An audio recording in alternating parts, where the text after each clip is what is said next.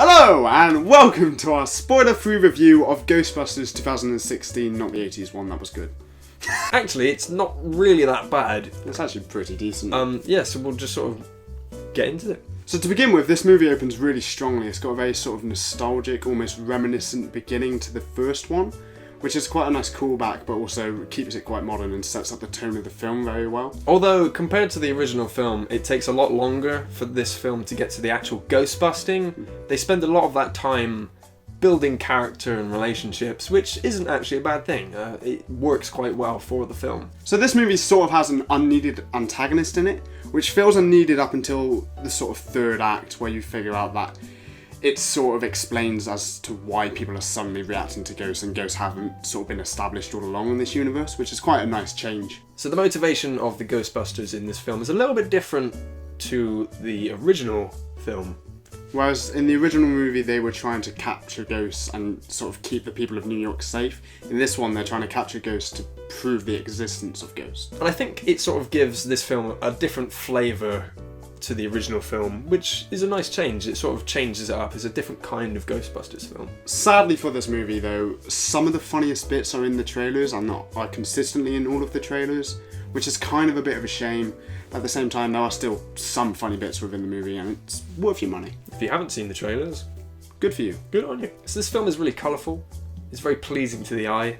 The CG isn't bad. It looks quite good. It looks like it's a mix between CG and practical, and I think it blends well with this very sort of colourful universe that they've established. This movie uses a lot of sort of what feels like CG and practical mixed together. So you've sort of got practical stunt actors with edits over the top of them, which looks quite nice, and that looks especially nice during some of the fight scenes between Ghosts and the Ghostbusters, where it's well choreographed, well paced, and shot really well, although sometimes the editing in this film isn't exactly what you'd want in a movie, whereas there's not a lot of continuity sometimes, but overall the movie is very, very fun. Yeah, there's a few jarring cuts here and there throughout the film, or like a joke won't have enough time to sort of let it land, to let the audience have a laugh. It just goes into the next joke or the next sort of conversation piece. So like in a lot of other Paul Feig movies, there's a lot of improvisation that's done by the sort of lead actors, which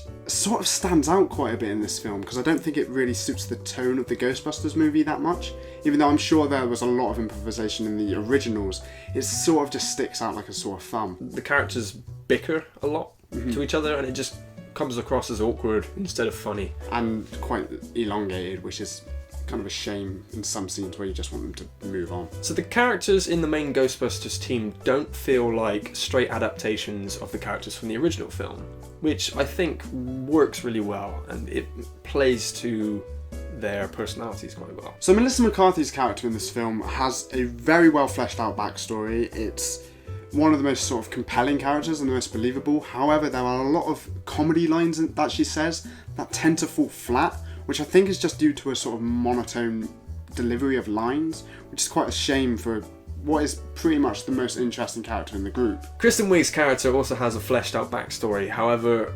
comparatively, her personality is a bit all over the place.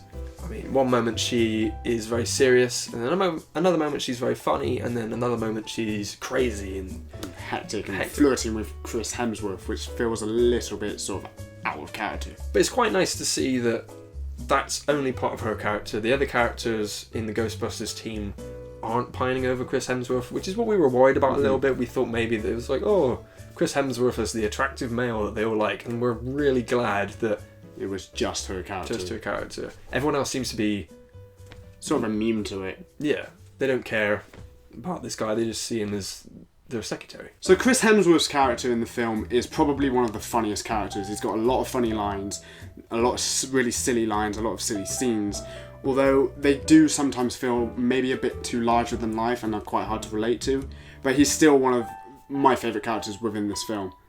He's kind of reminiscent to the Rick Moranis character, which is quite nice to see that they're sort of referencing the old movies in a way that maybe people weren't expecting them to. Leslie Jones' character, Patty, is actually really quite funny in this film. We were a bit worried that she wasn't going to be funny based on the trailer, because they sort of used some of her not as good moments there. So some of her lines in the trailer are sort of quite over the top and quite larger than life, whereas in the context of the movie, they fit quite well with the scene and they don't actually feel too much, which is quite nice. Fairly early on into her introduction in the film, she establishes that she has this skill set that the team doesn't have, which is that she's very streetwise and she knows a lot about New York. However, that sort of skill set doesn't really come up more than a couple of times within the movie, and it would have been quite nice to see it used sort of in action, like maybe the streets are cut off so she knows another way around, sort of obstacles and things, which they don't really do. It's just sort of a skill set she has that's sort of put to waste in a way. The final Ghostbuster, played by Kate McKinnon, is probably our favourite Ghostbuster. She's probably the best. She has the best lines, I find.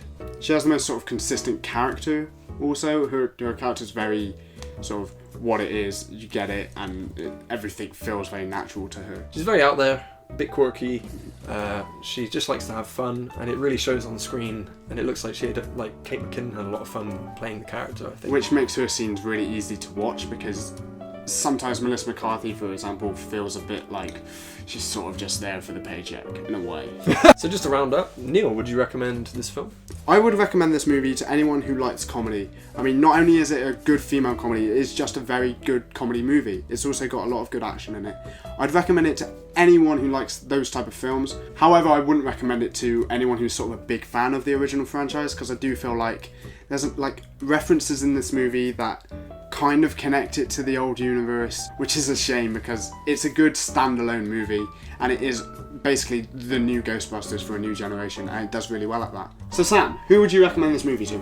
I think anyone really should go see it. We should never dismiss any film because they're trying to switch up the formula. Yes, it is a reboot, so a lot of people might not enjoy that, but it does quite well with its original source material. It manages to stay fairly true to it, but also manages to switch it up a little bit and make it a bit more fresh. So that was our spoiler-free review of Ghostbusters. If you have any thoughts about what we've said, if you agree, if you disagree, let us know in the comments, but please, for the love of God, try and keep it spoiler-free, because not everyone's seen the film yet. It's not even out in America by the time we put this out. So yeah, just be polite to other people who are going to pay good money to see this film. Thank you very much for watching. Cheers.